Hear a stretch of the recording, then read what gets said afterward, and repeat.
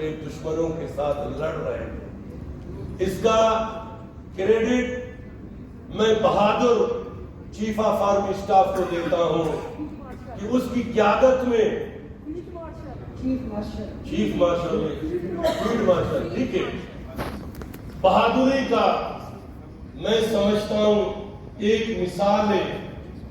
دشمن کو جو وہ کہتا تھا کہ میں لاہور میں آ کے ناشتہ کروں گا، الحمدللہ ہمارے دو پائلٹوں نے جا کر اس کو ایسا ناشتہ دیا جو زندگی میں ناشتہ کرنے نہیں آئے گا۔ میڈم اسپیکر، میں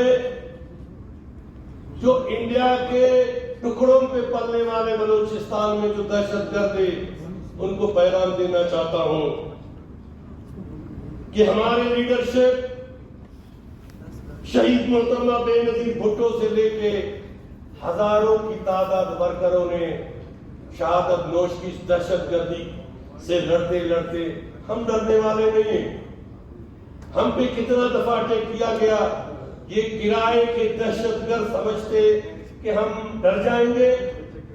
ہم انشاءاللہ تعالی یہاں جتنے بھی اپوزیشن پارٹی، میں اپریشیٹ کرتا ہوں اپوزیشن کے ساتھیوں کو جو یہ قرارداد لائے، کیوں؟ یہ ملک ہم سب کا ہے، یہ صوبہ ہم سب کا ہے، یہاں امن ہوگا تو ترقی ہوگا۔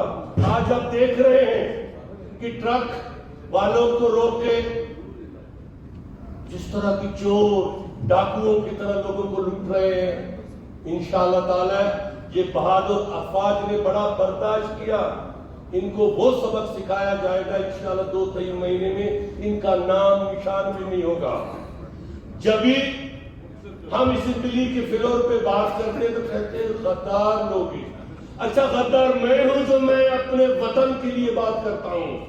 کیا غدار میں ہوں میں اپنے سرزمین کے لیے بات کرتا ہوں، یا غدار آپ کو جو ہندو کے ٹکڑوں پہ آپ پلتے ہو اور باہر کے ایجنٹ بن کے آپ معصوم بچوں کو اور بزرگوں کو ہم جو ہے مقبری کے نام پہ مارتے ہو؟